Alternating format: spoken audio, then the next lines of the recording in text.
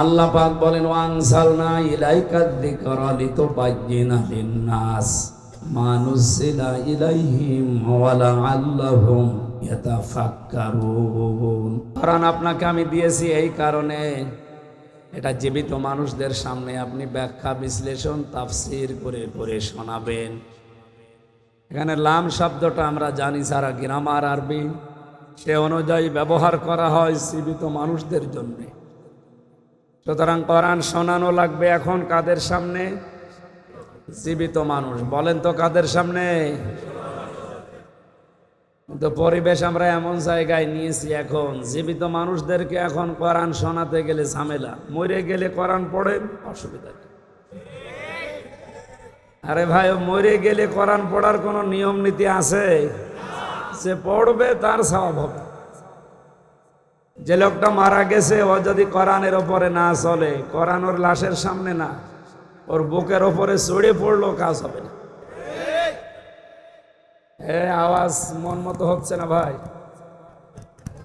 মুরব্বি, আওয়াজ কানে লাগবে। আমার গলা এমনিতেই দেখতে পাচ্ছেন অবস্থা ভালো না। বারবার যদি আপনার সাথে কথা বলা লাগে, আওয়াজ যেন কানে আসে।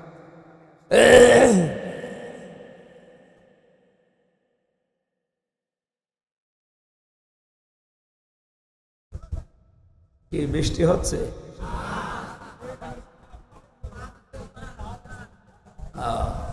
বাতাস হচ্ছে।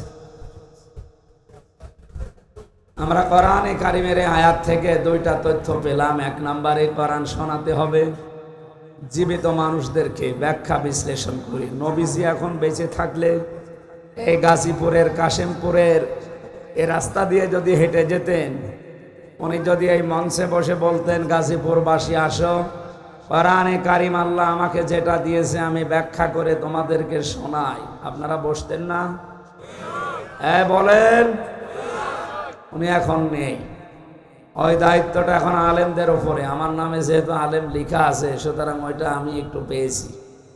ওই রকম মন নিয়ে আমি এখন অ্যাডভার্টাইজ করব, ডেলিভারি দেব। আপনাদের উচিত হচ্ছে লাআল্লাহুম ইয়াতাফাক্কারুন, আজকের কথাগুলো নিয়ে বাড়িতে এসে চিন্তা ভাবনা করা। এই কথা বলেন না কেন? স্থান কাল পাত্র ভেদে কথা বলা দরকার। আজ বাস্তবে বিশেষ করে বাংলাদেশে আমরা নামধারী মুসলমানেরা টুপি মাথায় যারা দেয়, এই মানুষগুলো যা আরম্ভ করেছি, গভীর কিছু বিষয়ের বাস্তবতা এখনো আমরা জানি না। গতকাল প্রধানমন্ত্রী 14 দলের সাথে বৈঠকে যে কথাগুলো বলেছিলেন সর্বশেষ, আপনি তো এখনো তার কথার আকার ইঙ্গিত, তার আকাঙ্ক্ষা যেটা, এটা এখনো বোঝেননি। উনি কালকে জানিয়েছিল পার্বত্য চট্টগ্রামের কয়েকটা জেলা এবং মায়ানমারের কিছু অংশ নিয়ে সাদা চামড়ার কিছু মানুষেরা নীরব আন্দোলন চালিয়ে যাচ্ছে। ইন্দোনেশিয়ার পূর্ব তৈমুর এবং দক্ষিণ সুদানের মতো তারা স্বাধীন খ্রিস্টান রাষ্ট্র ঘোষণা দেবে, এই জন্যে তারা এয়ারবেস তৈরি করছে।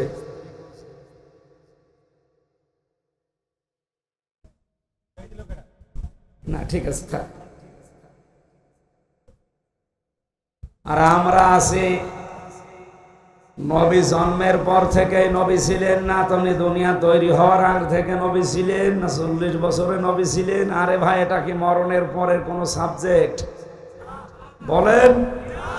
উল্টা পাল্টা জিনিসকে আপনি ইস্যু বানিয়ে আজ মানুষের ভেতরে যেটা আরম্ভ করেছেন,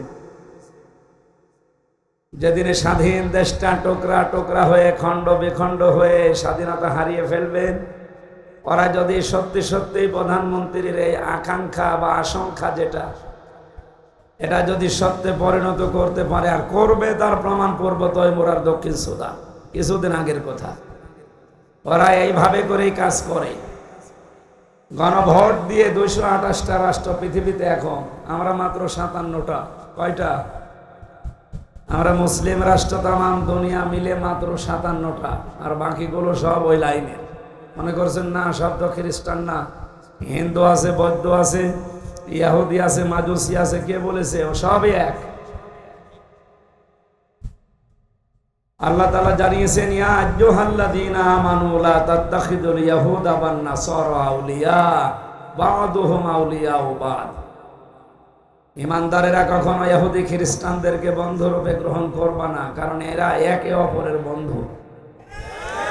তার মানে 200 কোটি মুসলমান বাদ দিলে 650 কোটির উপরে মানুষ এখনো থাকে। ওরা বাকি জাতিতে যাই হোক সব কিন্তু রসুনের পেছনের মতো এক। মুসলমান টাইট করার জন্য সব এক। এই জন্য ওনার এই আশঙ্কাকে যদি সত্যি সত্যি এই সাদা চামড়ার লোকেরা বাস্তবে রূপ দিয়ে ফেলে আর রূপ দেবে। 17 সালে মাত্র এই বান্দরবন এলাকা পার্বত্য এলাকাতে মাত্র 224টা গির্জা ছিল। এই 6-7 বছরের ব্যবধানে এখন গির্জার সংখ্যা 444টা। আপনি টের পাচ্ছেন কোথায় যাচ্ছে? খ্রিস্টান মিশনারি এবং কাদিয়ানীদের এই নীরব আন্দোলনের মাধ্যমে হাজার হাজার মুসলমানেরা, ওদিকে মায়ানমারের কিছু অংশ, যেহেতু ওই লাইনটা পার্বত্য চট্টগ্রাম একটা টার্নিং পয়েন্ট, গুরুত্বপূর্ণ কৌশলগত স্থান এটা, এবং শক্ত মজবুত কোনো রক্ষী না থাকার কারণে ওখানে একটা ভেজাল তৈরি করা সহজ। পাহাড়ি এলাকা এবং সাগর এলাকা হওয়ার কারণে মায়ানমার যেহেতু অত উন্নত না, বাংলাদেশ আমরা অত উন্নত না, এই দুই দেশটা থেকে কিছু কিছু জায়গা নিয়ে ওরা যদি একটা গণভোটের মাধ্যমে স্বাধীন খ্রিস্টান রাষ্ট্র ঘোষণা করে ওখানে এয়ারবেস যেহেতু বানানোর চেষ্টায় আছে, কাকে মারবেন আপনি এয়ারবেস তৈরি করে? তার মানে এখানে গোপন কোনো ষড়যন্ত্র হচ্ছে। এই সব নিয়ে আমাদের মাথা খারাপ হয়ে যায়। আর ও নবী কয় বছরে নবী হয়েছে এই নিয়ে আজ ফতোয়াবাজি করি, অন্ধকার করে। তাহলে ওটা যদি মুসলমান থাকতো তার কথা মানতাম, ও তো কাফের হয়ে গেছে। সূরা আনআমের 50 নম্বর আয়াত, সূরা হুদের 31 নম্বর আয়াত। আমি দলিলগুলো লম্বা করে বলতে পারছি না, খুব তাড়াতাড়ি তাফসিরে যাব। এই দুইটা আয়াত অনুযায়ী এদেশে আজ হাজারো মানুষ এই কথা যারা বলে আল্লাহর ধন রাসূলুল্লাহকে দিয়ে আল্লাহ গায়েব হয়ে গেছে, বিশ্বাস করে কেউ যদি মন থেকে কথা বলে ও কাফের। কাফেরের জানাজা পড়া জায়েজ আছে? বলেন। মাওলানা মামুনুল হক আর আমি এক জায়গায় ছিলাম আপনাদের কাশিমপুরে, 3টা বছর পাশাপাশি রুমে। ওনাকে প্রতিদিন প্রায় মাঝে মাঝে আমারে বলতো, হামজা যদি বের হতে পারি জীবনে কোনো কাফেরের জানাজা পড়াবো না, যাবো না। বিষয়টা নিয়ে আপনার এত কঠিন কেন? উনি মাঝে মাঝে আমার ব্যাখ্যা দিত, দেখো কাফেরের জানাজা পড়া জেনে শুনে কি হারাম? কথা বলে না কেন? রাসূলুল্লাহকে আল্লাহ নিষেধ করেছিলেন তার চাচার জানাজা পড়তে, কবরে যেতে। সূরা তাওবার 113 নম্বর আয়াতে আল্লাহ দলিল দিয়েছে। সূরা তাওবার 84 নম্বর আয়াতে দলিল আছে। আল্লাহ পাক যদি রাসূলুল্লাহকে কথা বলতে পারে আপনার আপন চাচা আবু তালেব, তাও তার কবরের কাছে যেতে পারবেন না, দোয়া করতে পারবেন না, কারণ লোকটা মুশরিক। লোকটা কি? আজ যারা আল্লাহর ইবাদতে অন্য কাউকে শরীক করে জিকিরের নাম নিয়ে, আশেকের নাম নিয়ে মুশরিক হয়ে যাচ্ছে, এরাও তো কাদিয়ানীদের মতোই কাফের। খ্রিস্টান মিশনারি কাদিয়ানীরা যা করছে নীরব আন্দোলনের মাধ্যমে, আর এরা সরব আন্দোলন শুরু করে ওরা ওদের কাজকে এগিয়ে দিচ্ছে। এই জন্য ওদেরকে থামার জন্য আহ্বান জানাচ্ছি। আমরা আছি এই ঝামেলায়, আর কি শুরু করেছে আল্লাহ জানে। এই জন্য কথাগুলো যেগুলো আজকে কোরআন থেকে বলা হবে, এই কথাগুলো নিয়ে আপনি বাড়ি যেয়ে চিন্তা ভাবনা করবেন। এই দায়িত্ব আল্লাহ আপনাকে দিয়েছে, যেহেতু আপনি ময়দানে এসেই পড়েছেন। আমার দায়িত্ব সঠিকটা তুলে ধরা, আপনার দায়িত্ব হচ্ছে এই কথাগুলো সঠিকভাবে চিন্তা ভাবনা করে আমল করা। আল্লাহ একটা আমাদের প্র্যাকটিক্যাল লাইফে সেট করার তৌফিক দাও, বলেন আমিন। দরুদ আর সালাম পড়ছি, খুব তাড়াতাড়ি করছি, কণ্ঠটা আজ কয়েকদিন ধরে বসে গেছে। খলাকাল ইনসান আল্লামাহুল বায়ান। আল্লাহ বলেন মানুষ বানিয়েছি আমি, আর কথা বলা শিখিয়েছি আমি। আমার আগে যিনি কথা বলছিলেন যে আল্লাহ আমাদেরকে কুকুর, শ্রীগাল হাঁস মুরগি এ সমস্ত সৃষ্টি না বানিয়ে আশরাফুল মাখলুকাত বানিয়েছে। খালাকাল ইনসান, মানুষ বানিয়েছে কে? আল্লামাহুল বায়ান, মানুষকে কথা বলা শিখিয়েছে কে? বিজ্ঞান এখন এই কথাটা নিয়ে প্রমাণ করছে। বিজ্ঞান জানিয়েছে মানুষকে এই কয়েক ইঞ্চি জায়গা থেকে এক একটা কথা বের হতে 27টা স্তর পার করা লাগে। 27টা স্তরে ধাক্কা লাগার পরে একটা কথা তৈরি হয়। যদি কোনো স্তর দুর্বল হয়ে যায়, কথা বের হতে চায় না, গা গু শব্দ হয়। এটা আমার হচ্ছে। তার মানে 27টা স্তর এখন আমার ক্লিয়ার না, হয়তো কিছু কিছু স্তর আল্লাহ দুর্বল করে দিয়েছে। এ দায়িত্বটা কার? কণ্ঠ উনি দিয়েছে, উনি যেন আমার কণ্ঠটা কিছু সময়ের জন্য ছেড়ে দেন, বলেন আমিন। সূরা রদের 19 নম্বর আয়াতটা পড়েছি। কয় নম্বর আয়াত? 43টা আয়াত আছে, 3টা রুকু আছে। মদিনায় নাযিল হয়েছে, মাত্র একটা আয়াত পড়েছি। এখান থেকে আমরা তাফসীর আকারে কথা বলবো। আপনি যেহেতু পোস্টার করেছেন তাফসীরুল কোরআন মাহফিল, এটা বন্ধ করে দিন। আইছেন বন্ধ করে, এটা বন্ধ করে ফ্যান এখানে এমনি কাজ করে দেন। ওই পেছনের মানুষ আবার ডিস্টার্ব করবে, কাজ করে ফেলে রাখেন।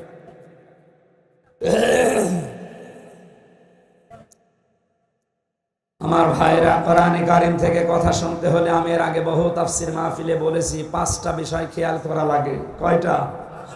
এটা যেহেতু ওয়াজ মাহফিল না, ইসালে সওয়াব না, মিলাদ মাহফিল না, ওরস শরীফ না, নওরস শরীফ না, খসরস শরীফ না, এটা তাফসীর মাহফিল। আর তাফসীর করেন সরাসরি রাসূলুল্লাহ। রাসূলুল্লাহ এখন নেই, ওই দায়িত্ব এখন রাসূলের ওয়ারিসদের।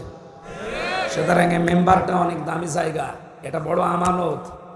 এই আমানতটা যদিও আজ অনেকে উল্টা পাল্টা করে নাচানাচি করে নষ্ট করে ফেলেছে, আমরা এটা নষ্ট হতে দিতে চাই না। যতটুকু পারি হক আদায় করে এখান থেকে কথাগুলো ডেলিভারি দিতে চাই ইনশাআল্লাহ। কণ্ঠটা আল্লাহ তোমার কাছে আমি ভিক্ষা চাচ্ছি, একটু ছেড়ে দাও, জবান খুলে পড়েন। আউযু বিল্লাহি মিনাশ বিসমিল্লাহির রহমানির রহিম।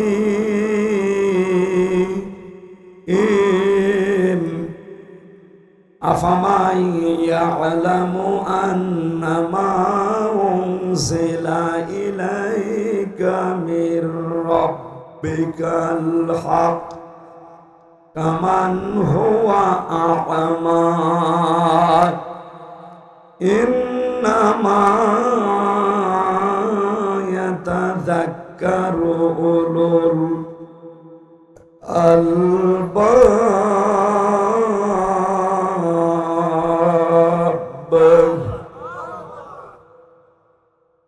একটা আয়াতের ভেতরে যত কথা আল্লাহ লুকিয়ে রেখেছে আপনি একটু খেয়াল করে শোনেন। এই আয়াতে আপনাকে আজকে জান্নাতের পথ দেখিয়ে দিতে সক্ষম ইনশাআল্লাহ। আল্লাহ পাক বলেন, হে নবী, আপনার প্রভু আপনার উপরে যেটা নাযিল করেছে, যারা এটা বিশ্বাস করে আর যারা বিশ্বাস করে না, এর প্রতি অন্ধ আচরণ করে, তারা কি কখনো সমান হতে পারে? শুধুমাত্র বুদ্ধিমান যারা, এই মানুষগুলো আল্লাহর উপদেশ গ্রহণ করে থাকে। এখন থেকে আমরা 24 নম্বর আয়াত পর্যন্ত এই 5টা আয়াতে আল্লাহর যে উপদেশগুলো আছে, যারা বুদ্ধিমান আমরা, এরপরে আছে নির্বুদ্ধিমান যারা, তাদের কথা আছে, ওগুলো আমাদের দরকার নেই। আমরা বুদ্ধিমান হতে চাই আল্লাহর ভাষায়। কি হতে চাই? আল্লাহর কোরআন থেকে এই 5 আয়াতের তাফসীর শোনার মাধ্যমে আমরা যেন বুদ্ধিমান হয়ে ময়দান থেকে বিদায় নিতে পারি, বলেন আমিন। বুদ্ধিমান কারা?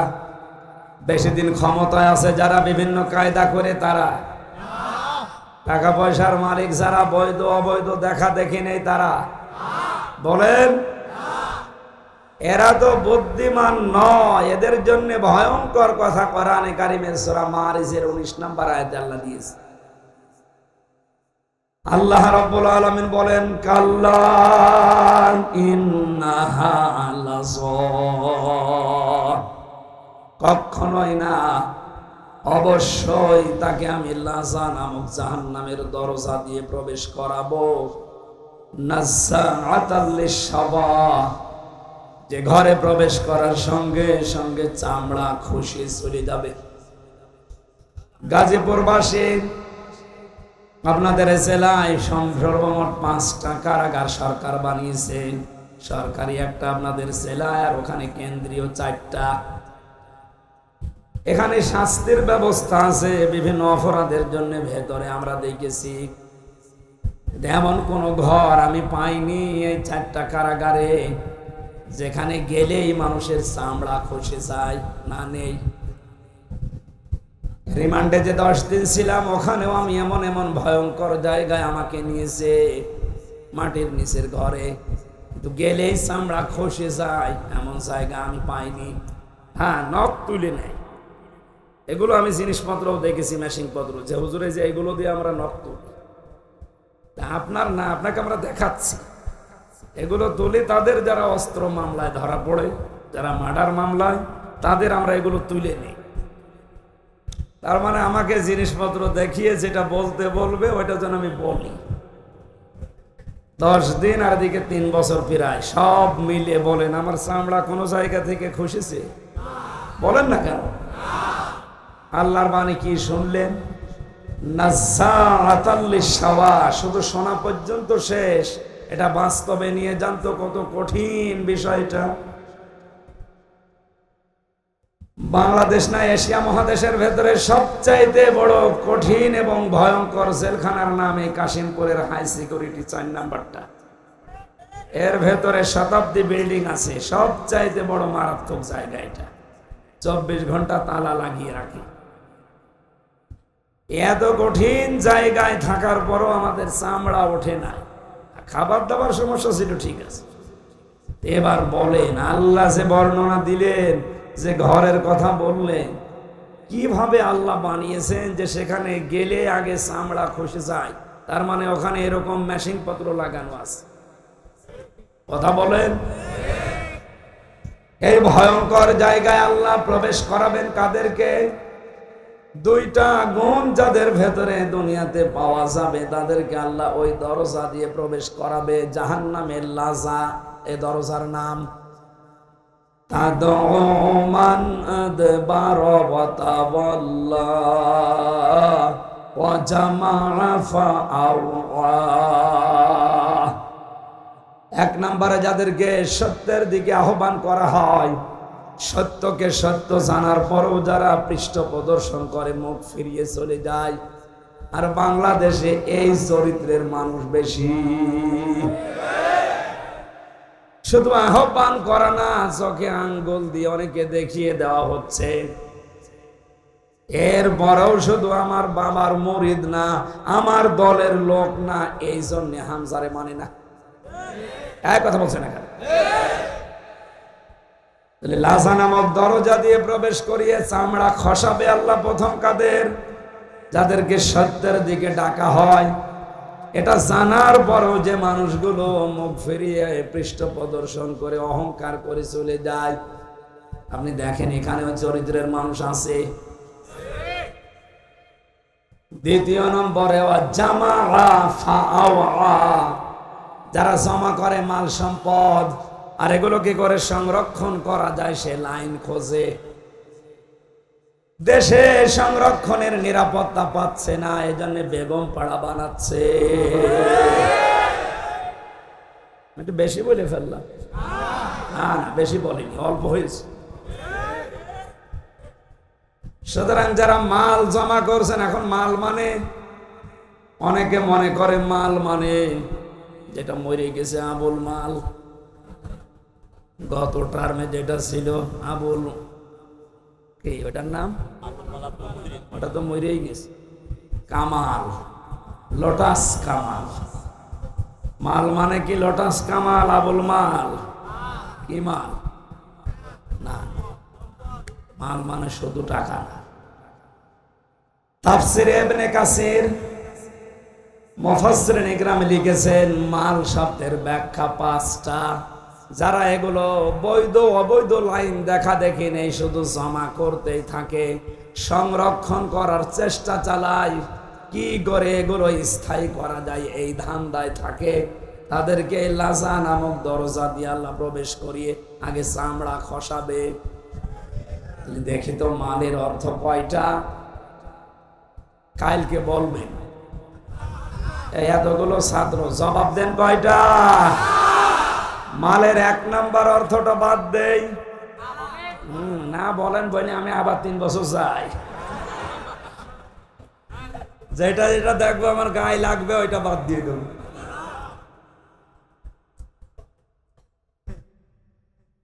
মালের প্রথম অর্থই হচ্ছে এই চেয়ার। এই চেয়ার না, ক্ষমতার চেয়ার। কারণ এই চেয়ারের তো কোনো ক্ষমতা নেই। 1834 জনের চেয়ারের ক্ষমতা আছে। চেয়ার মানে যে এই চেয়ার নাকি? এই চেয়ারের কোনো ক্ষমতা আছে? তারপরে উনি সাবেক তো নেই। বর্তমান হলেও কাউন্সিলের মতো হইতো, সাবেক হয়ে গেছে। তাহলে বাস্তবতা কি? চেয়ার মানে বাংলাদেশে 1734টা চেয়ার, মেন চেয়ার। প্রধানমন্ত্রী শেখ হাসিনা থেকে শুরু করে এলাকার উপজেলা চেয়ারম্যান পর্যন্ত যারা আছে, এই 1734টা চেয়ার, এগুলো মাল। এগুলো কি? এগুলো যারা সংরক্ষণ করা, জমা করা আর কি করে স্থায়ী করা যায় এই চিন্তা ভাবনায় আছে। আমি মনে হয় বেশি ভেতরে চলে যাচ্ছি, একটু উপর দিয়ে যাই। এমনি ঝামেলায় আছে, আরো নিচে দিয়ে যেতে বলছে। দ্বিতীয় নম্বরে মাল মানে প্রভাব প্রতিপত্তি। 3 নম্বরে মাল মানে টাকা পয়সা, অর্থ সম্পদ। 4 নম্বরে মাল মানে অস্ত্র শস্ত্র। 5 নম্বরে মাল মানে নেককার স্ত্রী। কয়টা জিনিস বললাম? ব্যাখ্যা করতে গেলে আপনারা উল্টা দিকে নিয়ে যাবেন। এমনি আমি যা বলি ওটা খালি উল্টা বোঝে মানুষ। আমার যে মামলা দিয়েছিল ওটা নাকি জেলখানা এখনো আছে।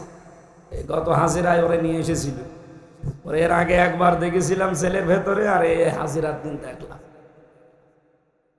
আমি মনে করলাম জিজ্ঞাসা করে যে তুমি জেলখানার ভেতরে তো এমনি না, কোথায় এসে সিরাজগঞ্জ থেকে এটা ভাঙা কাঁচি নিয়ে এসেছে সংসদ ভাঙবে। সংসদ কাঁচি দিয়ে ভাঙা যায়? বম মারলে ওড়ে না, আরো কাঁচি নিয়ে এসেছে পাগল সে সিরাজগঞ্জ থেকে। পুলিশে ধরেছে, বলছে আমির হামজার ওয়াজ শুনে আমি উদ্বুদ্ধ হয়েছি, এই জন্য আমি ভাই ওসব দরকার নেই, আমি যা বলি আপনারা উল্টো বোঝেন ওই পাগলের মতো। আমি শুধু তারা সেখানে ঢুকলে আগে চামড়া খসে যাবে। আল্লাহ তুমি আমাদেরকে এখান থেকে বাঁচাও, বলেন আমিন। কোরআনে কারিমের সূরা রদের এই জায়গায় আল্লাহ জানিলেন, হে নবী, আমি আপনার প্রতি যে কোরআন নাযিল করলাম, যারা এটাকে বিশ্বাস করবে দুনিয়ায়, আর যারা এর প্রতি অবিশ্বাসী, যারা এর প্রতি অন্ধ আচরণ করে, এরা কখনোই সমান না। বুদ্ধিমান লোকেরাই কেবলমাত্র আমি আল্লাহর উপদেশ গ্রহণ করে থাকে। আল্লাহর উপদেশ তাদের জন্য কাজেও লাগবে। আল্লাহ পাক বলেন, ফাযাক্কির বিল কুরআনি মান ইয়াখাফু ওয়াঈদ। So admonish and or by the Holy Quran him who face my threat. হে নবী, কোরআন দিয়ে এই বুদ্ধিমান মানুষগুলোকে সুসংবাদ দেন, সতর্ক করেন যে মানুষগুলোর ভেতরে আল্লাহর ধমকের ভয় আছে। আমরা যত বড়ই শরীরের অধিকার হই, যতদিন ক্ষমতায় থাকি না কেন, মুসলমান যারা দাবি করছি, অবশ্যই আমাদের ভেতরে আল্লাহর ধমকের ভয় আছে। এই কথা বলেন। এই জন্য আমরা যেহেতু বুদ্ধিমান, আল্লাহর ধমককে আমরা ভয় করি, তার উপদেশ আমাদের কাছে আসবে। আল্লাহ এবার উপদেশ আরম্ভ করছেন। আল্লাহ রাব্বুল আলামিন বলেন, বুদ্ধিমান বিবেক সম্পন্ন মানুষ কারা জানো? যাদের ভেতরে এই গুণগুলো দুনিয়াতে দেখতে পাবে তারা এই দুনিয়ায় আমি আল্লাহর ভাষায় বুদ্ধিমান। আল্লাযীনা ইউফুনা বিআহদিল্লাহ ওয়া লা ইয়ানকুদুনাল মিসাক। দুইটা কথা পেলাম এই আয়াতে, আপনি নিজের সাথে সব সময় মিলাবেন। এক নম্বরে যারা আল্লাহকে প্রদত্ত অঙ্গীকার রক্ষা করে, দুই নম্বরে প্রতিজ্ঞা করার পরে যারা ভঙ্গ করে না। এবার আসেন তো এই দুইটা শব্দ নিয়ে আমাদের বাস্তব জীবনে যায়। আল্লাহর সাথে দেওয়া অঙ্গীকার যারা দুনিয়াতে রক্ষা করতে পারবে, আল্লাহর সাথে অঙ্গীকার আমাদের কয়টা? বলেন বলেন। আমার এই কথা শুনতে হলে ভেতরে কিছু থাকা লাগবে। একেবারেই কিচ্ছু জানেন না, বোম্বাস্টিক মার্কা, তাহলে আবারও বোঝাতে সমস্যা। আমরা আল্লাহর সাথে অঙ্গীকার কয়টা? একটা করেছিলাম রূহের জগতে। উনি আমাদেরকে জিজ্ঞাসা করেছিলেন, ওয়াইদ তাআযানা রাব্বুকা, স্মরণ করো ওই সময়ের কথা যখন তোমার রব হযরতে আদমের পৃষ্ঠদেশ থেকে তার যত সন্তান কিয়ামত পর্যন্ত আসবে সবাইকে বের করে সামনে রেখেছিলেন। জিজ্ঞাসা করেছিলেন, আলাস্তু বিরাব্বিকুম, আমি কি তোমাদের রব না? যত রূহ আমরা ওই জায়গায় ছিলাম এক বাক্যে বলেছিলাম, ক্বালু বালা, অবশ্যই আপনি আমাদের রব। আমরা কিন্তু ক্বালু নাম বলতে পারতাম যে হ্যাঁ আপনি আমাদের রব, কিন্তু নাম শব্দ না ব্যবহার করে আমরা বালা বলেছিলাম। নাম মানে হা, বালা মানে হা। নাম মানে এমনিতেই হা, আর বালা মানে গ্যারান্টি দিয়ে হা। বলেন সুবহানাল্লাহ। ওই সময় আল্লাহ পাক ডান হাত, কুদরতি হাতকে এভাবে মেলে ধরেছিলেন। এর ভেতরে যত রূহ দেখা গেছে আদমের সন্তানদের, নবীজিকে আল্লাহ হযরতে আদমকে শুনিয়েছেন, আদম এগুলো তোমার সব জান্নাতি সন্তান। বাম হাত এভাবে বের করে যখন মেলে ধরলেন, এখানে যে রূহগুলো ছিল আল্লাহ পাক বলেছিলেন এগুলো তোমার সব জাহান্নামী সন্তান, দুর্ভাগাইরা।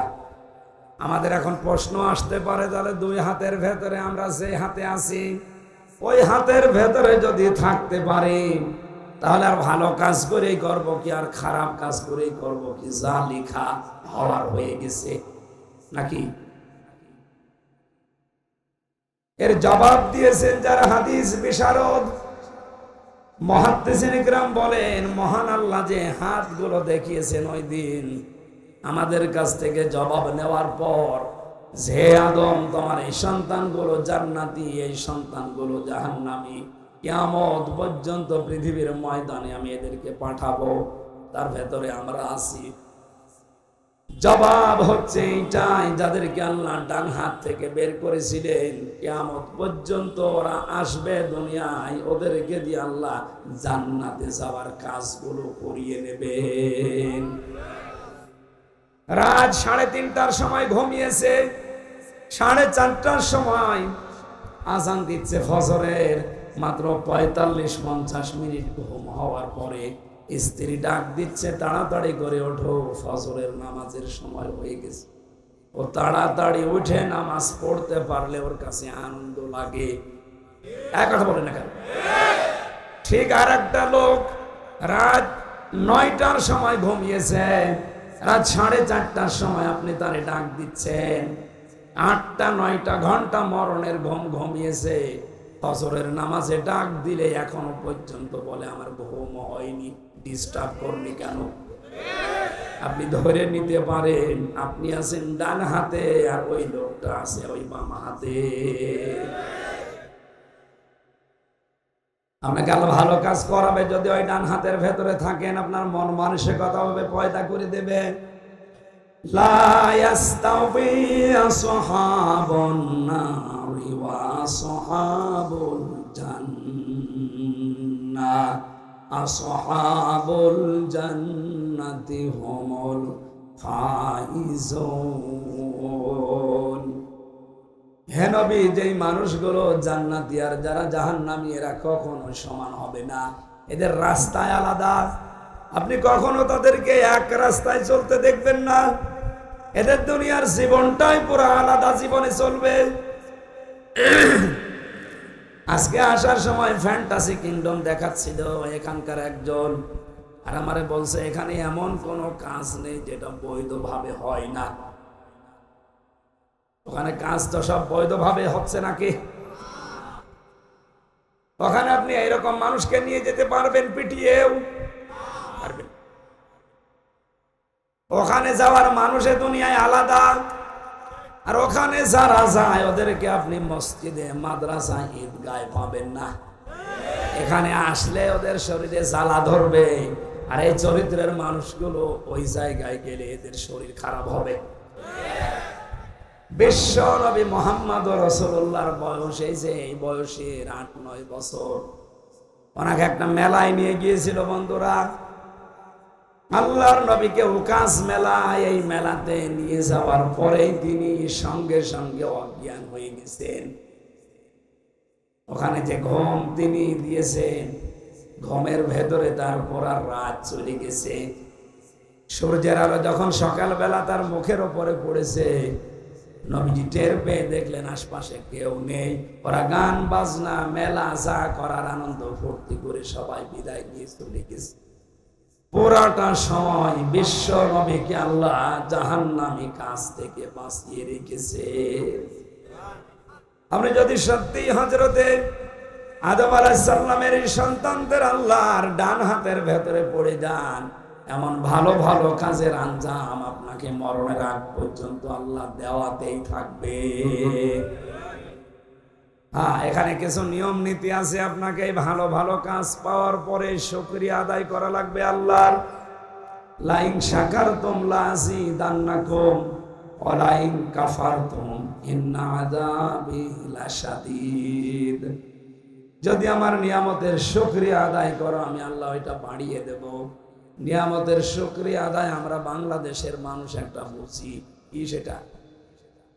টোটে পর্যন্ত খাবারের পর একটা ঢেকর তুলে বলে আলহামদুলিল্লাহ, হয়ে গেল না। কেউ যদি কোনো নিয়ামত পাওয়ার পরে শুকরিয়া আদায় করে, ওকে 3টা বিষয় লক্ষ্য রাখা লাগবে।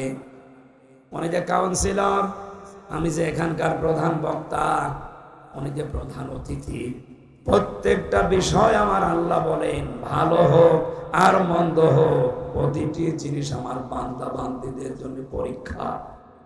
সূরা ফজরের ভেতরে আল্লাহ এই তথ্যগুলো দিয়েছেন। ফাম্মাল ইনসানু ইযা মাবতালাহু রাব্বুহু ফাকরামাহু ওয়া না'আমাহু ফায়াকুলু রাব্বি আকরামান ওয়াম্মা ইযা মাবতালাহু রাব্বুহু ফাকদারা আলাইহি রিজকা ফায়াকুলু রাব্বি আহানান। আমি মানুষকে ভালো কোনো কিছু দিয়েও পরীক্ষা করি, নিয়ামত গুলো দিয়েও তাকে পরীক্ষা করি, নিয়ামত কেড়ে নিয়ে অসম্মানিত করেও আমি তাকে পরীক্ষা করি। সুতরাং আজ যারা ক্ষমতায় আছেন, এটা আপনার পরীক্ষার বিষয়। আবতাগি ফীমা আতাকাল্লাহু দারাল আখিরাহ। আপনাদের উচিত হবে ক্ষমতাটা আল্লাহর দ্বীনের, ইসলামের, মানবতার পক্ষে কাজে লাগিয়ে আখিরাতের ঘর নিজের জন্য তৈরি করে নেওয়া। আপনি আল্লাহর ভাষায় বুদ্ধিমান হবেন। অথচ ক্ষমতা পেয়ে অনেকে আজ আখিরাতের ঘরের পরিবর্তে জাহান্নাম তৈরি করে রাখছে। আমি আল্লাহর সাথে অঙ্গীকারের বিষয় বোঝাচ্ছিলাম। একটা অঙ্গীকার ওই সময় বলেছিলাম, বলো বালা, অবশ্যই আপনি আমাদের রব। রবের ভেতরে আমরা 19টা শর্ত লুকিয়ে রেখেছিলাম। রবের পুরা অর্থ আপনি দেখবেন অভিধানে। রব শব্দের অর্থ 19টা। কয়টা? 19টা। বলেন। এবার একটা একটা করে মিলাবেন নিজের জীবনে, 19টা পাওয়া যায় কিনা। এক নম্বরে রব মানে যিনি লালন পালনকারী। আপনি বলেন তো নিজের মনের দিকে তাকিয়ে, এ কথা কি আমরা 100 ভাগ আল্লাহকে বিশ্বাস করে মানতে পারি যে আল্লাহ আমার লালন পালনকারী? না না, এটা তো চামড়ার মুখের কথা। আমাদের মনে, আমি সহ প্রত্যেকের মনে এখনো পর্যন্ত প্রায় 100 ভাগের 80 থেকে 90 ভাগ পর্যন্ত এই বিশ্বাস আমার লালন পালন করা, খাওয়া দাওয়ার ব্যবস্থা এটা আমার চাকরির দ্বারা হয়। এই না বলছেন মানে আমাদের মনের অবস্থা বললাম আমি, এটা আমার ব্যবসার দ্বারা হয়, এটা আমার জমি জায়গার দ্বারা হয়, ঘর ভাড়ার দ্বারা হয়। কথা বলেন না কেন? অথচ ওই জায়গায় বলেছিলাম আপনি আমাদের রব। আল্লাহ বলেন আন তাকুলু ইয়াউমাল কিয়ামাহ ইন্না কুন্না আন হাযা গাফিলিন। এই কথাটা দুনিয়ায় যাওয়ার পরে যেন তোর ঠিক থাকে, এটা যেন গাফেল হয়ে যাবি না, কারণ কিয়ামতে কিন্তু আবার এইটা প্রশ্ন করা হবে। গাজীপুরবাসী আল্লাহর সাথে অঙ্গীকারের প্রথম যেটা আমি দেখছি, এটা আমরা ফেল করে ফেলেছি। আমাদের মনের ভেতরে এখনো বদ্ধমূল ভাবে এই ভরসা তৈরি হয়নি যে চাকরি, ব্যবসা, ঘর ভাড়া এটা আমার মাধ্যম। আসলে আমাকে খাওয়াতে পারে শুধুমাত্র কে? খাবার চারিদিকে তৈরি করে ফেলে রাখা আছে। আল্লাহ এমন একটা অসুখ আমাকে দিতে পারে যে অসুখের কারণে একটা খাবারের দিকেও তাকানো সম্ভব না।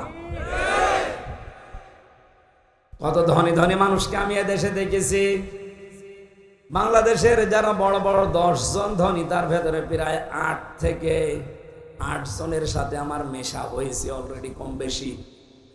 সবচাইতে বড় ধনীর তালিকায় পাবেন আপনি আকিস গ্রুপকে। 10 জনের ভেতর আর একজন না। ওদের সাথেই তো কয়েক বছরে জেলে যাওয়া 3 বছরের আগে ওদের সাথেই তো ছিলাম। বাস্তবে দেখেছি ওদের যে টাকা পয়সা, অর্থ সম্পদ, এদেশের সরকার তাদেরকে দেশে জমি কিনতে নিষেধ করে দিয়েছে যে তোরা যদি আর জমি কেনা আরম্ভ করিস এদেশের অনেকের ঘর থাকবে না। একদিন আগে ওনার একটা ছেলে জেলে যাওয়ার আগে মারা গিয়েছিল, শেখ আব্দুল মমিন। এই লোকটা চামড়ার ব্যবসায়ী, জুতা তৈরি করে, চামড়ার ব্যাগ তৈরি করে, বিভিন্ন ব্যবসা আছে ওনার। এত মেধা নিয়ে চলতো লোকটা, খুব বড় লম্বা চওড়া না, একটু বাঁধালো, কালো দেখতে, চেহারা ভালো না। কি আল্লাহ এমন দিয়েছে, কোরিয়া থেকে লেখাপড়া করিয়েছে, ওইটা কাজে লাগিয়ে বাংলাদেশের শীর্ষ ধনীদের ভেতরে একজন। খাবার খেতে পারতো না। বাংলাদেশের সব চাইতে বড় তাফসির মাহফিল দিত ওনার বাবার নামে, আকিস ফাউন্ডেশন খুলনা। 40-50 লক্ষ টাকা খরচ করে দিত। উদ্দেশ্য ওনার বাবা যেন কবরে শান্তি পায়।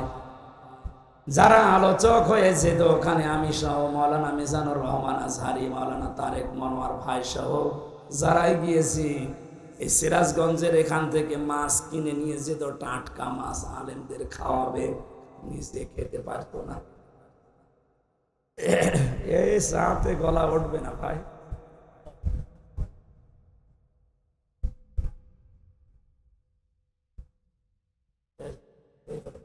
হবে না, এটা ওঠে না। ডাক্তারে আমারে বলে আপনি 10 দিন কথা বলবেন। তো ডাক্তারের কথা শুনতে গেলে আজকে এখানে আসা হইতো? আর এখানে না আসলে আপনারা তো দোয়া করতেন নাকি? বলতেন হুজুরের গলা ভেঙে গিয়েছে, আসেনি, ও গলা আরো ভেঙে যাক।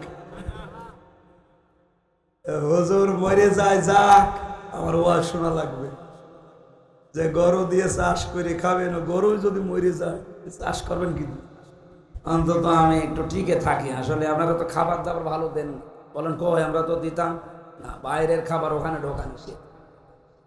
গাজীপুর কাশিমপুরের হাই সিকিউরিটি জেল এটা আলাদা, এখানে বাইরের খাবার ঢুকতে দেয় না। ভেতরে আপনি যা পাবেন তাই। বলেন কেন, ভালো খাবার রান্না হয়? হ্যাঁ হয়, ভালো খাবার রান্না হয়, শুধু ওই তেলাপিয়া মাছ আর পাঙ্গাস, কাইল খাস বলে রেখে দেয়। জীবনে কোনোদিন পাঙাশ খেয়েছি কিনা মনে নেই, কিন্তু 3 বছরে ওইটা ছাড়া আর কিছু পাইনি। ভেতরে কোনো মাল মশলা নেই, সব ফাঁপা হয়ে গেছে। স্বাভাবিক হতে কিছুদিন সময় লাগবে। বের হয়েই তো ছোটাছুটি বেশি হয়ে যাচ্ছে। এখন মনে হচ্ছে যে ভেতরে থাকাই ভালো ছিল, কিন্তু একটু কষ্ট হইতো। কণ্ঠটা যদি আল্লাহ ছেড়ে দিত আর আগের স্বাভাবিক অবস্থায় থাকতো, 1.5-2 ঘন্টা তাফসীর করা কোনো আয়াতের উপরে আল্লাহর দিকে তাকিয়ে বলছে কোনো ব্যাপার না, কিন্তু কণ্ঠ সাপোর্ট করছি না, কথা বলতে গেলে কেমন যেন বুকে ব্যথা উঠছে। তাহলে আল্লাহ যে রব শব্দের 19টা অর্থ আমরা তাফসীরে পেলাম, একটাই প্রথমে আমরা ফেল করে বসে আছি। রব মানে লালন পালনকারী, এটা এখন থেকে আল্লাযীনা ইউফুনা বিআহাদিল্লাহ, বুদ্ধিমান তো ওরা যারা আল্লাহর সাথে কৃত অঙ্গীকার পূরণ করে। আমরা প্রথমটাই ব্যর্থ, 2 নাম্বারটা একটু কড়া, এটা বলবো।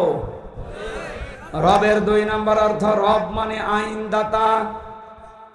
এটা শুনলেই কিছু মানুষের চুলকানি আরম্ভ হয়ে যায়। আপনি কোরআন থেকে রব এই শব্দটা কেটে বাদ দিয়ে দিন, দেন।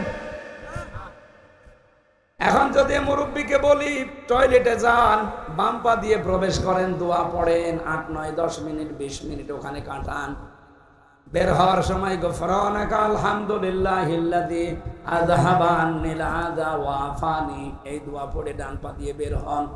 এসে গেলেন, বসলেন, বের হলেন, 8, 10 মিনিট 20 মিনিট আধা ঘন্টাও যদি ওখানে থাকেন, পুরাটাই ইবাদত। কথা বলেন বলেন বলেন, পুরাটা কি? কারণ এই তরিকাটা রাসূলের, তরিকাটা কার? আল্লাহর নির্দেশ, রাসূলের তরিকায় 8-10 মিনিট আধা ঘন্টা মেনে নিলে যদি আপনার এই টয়লেট ইবাদত হয়ে যায়, তাহলে 10 বছর নবী কোরআনে কারিম দিয়ে এই পৃথিবী চালিয়েছিলেন। এটা আপনার কাছে রাজনীতি মনে হয়? আপনি কি মানুষ না জানোয়ার?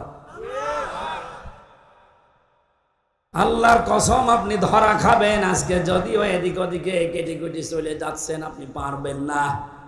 টয়লেটটা বললে আপনার কাছে আনন্দ লাগে, আপনি আরো বলেন খুব ভালো লাগছে। ওরা তো 10 মিনিট 20 মিনিটের ব্যাপার। আর 10টা বছর নবী কোরআন দিয়ে রাষ্ট্র চালিয়ে বললেন খায়রুল কুরুনি করনি, আমার যুগ শ্রেষ্ঠ যুগ। এই কথাটা বলতে গেলে আপনার কাছে রাজনীতি মনে হয়, আপনি আর মানুষের ভেতরে নেই। মুরব্বী মানুষ, সংসার অবশ্যই আছে না নেই? এখন যদি রাতে বাড়ি যে স্ত্রীকে সালাম দেয়, আর বউ যদি সালামের জবাব না দিয়ে গালি দেয়, কুকুরের বাচ্চা, ভালো লাগবে? গালি এই শুনে, গালি শুনে খারাপ লাগবে না। উনি যদি বুদ্ধিমান হয়ে থাকে, ওনার খারাপ লাগা, মন খারাপ করা, এটা ওনারই পাগলামি হবে। যেই বলবে কুকুরের বাচ্চা, শুকুরের বাচ্চা, সঙ্গে সঙ্গে উনি চিন্তা করবে কি গো, এ তো শিক্ষিতা মেয়ে, ভালো বংশের মেয়ে, কোনদিন এই 50 বছর সংসার করে আমার মুখের উপরে মুখ তুলে কথা বলে না, আর আজকে আমারে হঠাৎ গালি দিচ্ছে শুকুরের বাচ্চা, কুকুরের বাচ্চা বলে। অবশ্যই ওরে চিনে ধরিস। কথা বলছে না, ওর স্বাভাবিক নেই, ওরে জিনে ধরেছে নাই বুঝে ধরেছে, এতে গালি দেয় কেন? এই সহজ বিষয় যেমন আপনি বুঝে ফেললেন, 50 বছর সংসার করার পর উনি নিজেও মেনে নিতে পারছে না, তারপরও সান্ত্বনা এই যে আমার বউ স্বাভাবিক নেই, ও অস্বাভাবিক, ভূতে ধরেছে, জিনে ধরেছে। আপনি যখন টয়লেটে আধা ঘন্টা কথা শোনার পরে আনন্দে মনের ভেতরে আপনার ভালো লাগে, 10 বছর রবের ব্যাখ্যা দিয়ে কোরআন দিয়ে চালাতে হবে, এইটা শুনলে রাজনীতি মনে হয়, মন খারাপ হয়, বুঝবেন আপনাকে শয়তান দখল করে ফেলেছে, আপনার স্বাভাবিক নেই। এই জন্য রব মানে আইনদাতা, এটা আপনি অঙ্গীকার করে এসেছেন। আল্লাহর আইন কয়টা?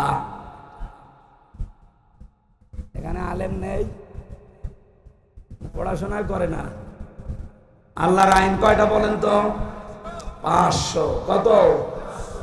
আপনি একটা একটা করে নিজের 3.5 হাত বডি, পরিবার, সমাজ আর রাষ্ট্রে মিলান, কয়টা আপনি পাবেন? আমার যতটুকু ধারণা, আমাদের এই 3.5 হাত বডি থেকে আমাদের সংসদ পর্যন্ত একটা আইনও আল্লাহ নেই। কোনটা আছে আপনি বলেন, আমি দেখি মিলাই বলেন। নেই, একটাও আমি পাই না। অথচ আহাদিল্লাহ প্রথম শব্দই আল্লাহর সাথে যে অঙ্গীকার গুলো রবের সাথে করেছেন, এগুলো যারা ঠিক রাখে দুনিয়ায় এরা বুদ্ধিমান। এটা ঠিক রাখতে গিয়ে আজ অনেকেই বিপদে আছে। এই কথা ঠিক রাখার জন্যই তো আল্লাহর আইনের কথা বলা হয়। আল্লাহ লালন পালন করি, এই বিশ্বাসটা জন্ম দেওয়া হয় যে দুনিয়ার সব কিছু থেকে মুখ ফিরিয়ে আল্লাহ লালন পালন করতে পারে, বিশ্বাস তৈরি করেন। রবের 3 নাম্বার অর্থ, রব মানে যিনি চাওয়ার আগে জিনিস দিতে পারেন। মায়ের পেটের ভেতরে বাবার স্ফলিঙ্গ দিয়ে দ্রুত গতিতে যে পানিটা বের হয়ে যায়, বিজ্ঞান জানিয়েছে এটা মায়ের রেহেম পর্যন্ত যেতে যতগুলো ধাক্কা লাগে 40,000 মানুষ 1 ফোঁটা বীর্য দিয়ে তৈরি হওয়া সম্ভব। কিন্তু জরায়ুর দেওয়ালের সাথে ধাক্কা লেগে ওই পর্যন্ত যে রেহেম পর্যন্ত পৌঁছাতে পারে না, অনেকে পথের ভেতরেই মারা যায়, পড়ে যায়। ওখানে হয়তো শুধু হামজা গেছে আর হামজার ওই বোনটা গেছে, বাকি আর কেউ যেতে পারে নাই। অথচ আমার বাবার ওই 2 ফোঁটা বীর্য দিয়ে 80,000 হামজা বানানো সম্ভব ছিল। আমাকে আল্লাহ ওখানে নিয়ে যাওয়ার পরে 40 পাল্টাতে থাকেন। 6 মাস বয়স হয়ে যাওয়ার পরে আমার খাবারের প্রয়োজন দেখা দেয়।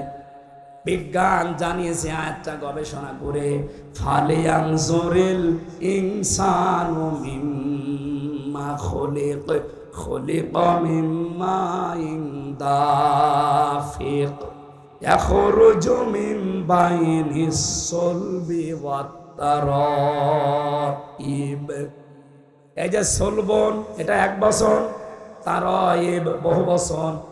সুলবন বলা হয় ছেলেদের লজ্জাস্থান, আর তারাইব বলা হয় মেয়েদের লজ্জাস্থান। ছেলেদের ক্ষেত্রে আল্লাহ 1 বছর দিলেন, মেয়েদের ক্ষেত্রে আল্লাহ বহু বছর দিয়েছেন।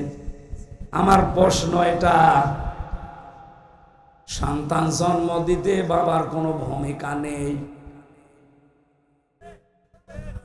আমার মনে হয় আলোচনা একটু উপরের হয়ে যাচ্ছে, আপনারা বুঝতেছেন?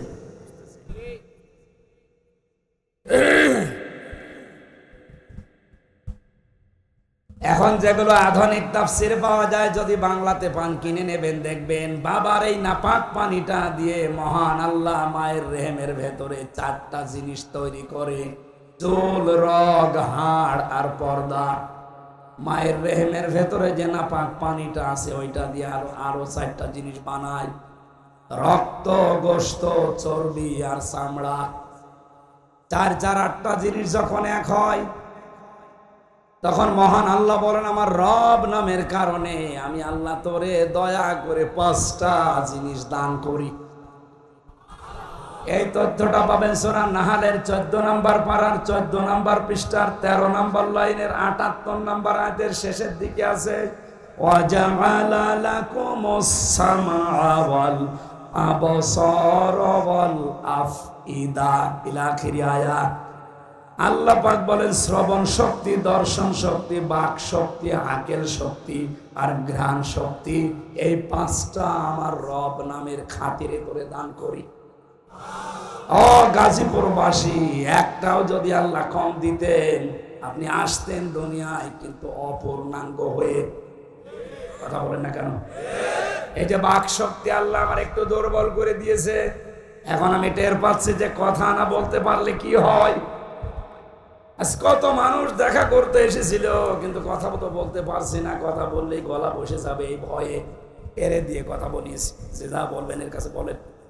শুধু সালাম দিয়ে মাথা নাড়িয়েছি, ভাই আমার অসুবিধা হচ্ছে না, কারণ দিনের বেলায় যদি আপনার সাথে ভক ভক করি তো রাতে 1 ঘন্টা কথাই বলতে পারবো না।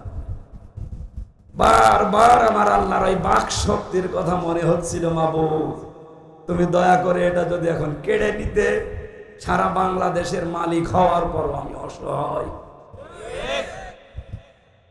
রমজানে সৌদি আরবে ছিলাম, মদিনাতে একটা ভিডিও দেখছিলাম, ওখানে বিচারক যিনি মাত্র 11 বছর বয়সের একটা ছেলেকে ডাক দিচ্ছে, অন্ধ ছেলেটা, ওরা কোরআন শরীফ সিনার ভেতরে এত সুন্দর তেলাওয়াত করলো।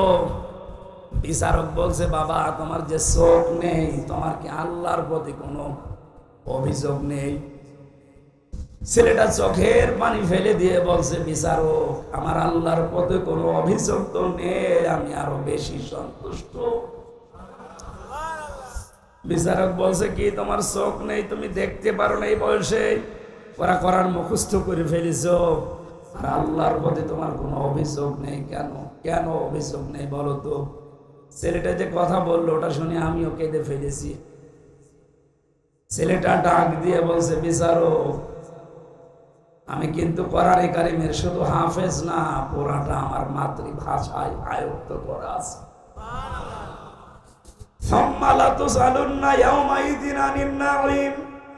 কিয়ামতের দিন প্রতিটি জিনিস ধরে ধরে আল্লাহর কাছে হিসাব দেওয়া লাগবে। মহান আল্লাহ যখন আমাকে একা একা ডাকবে, আব্দুর রহমান এদিকে আয়, আমার সামনে দাঁড়া।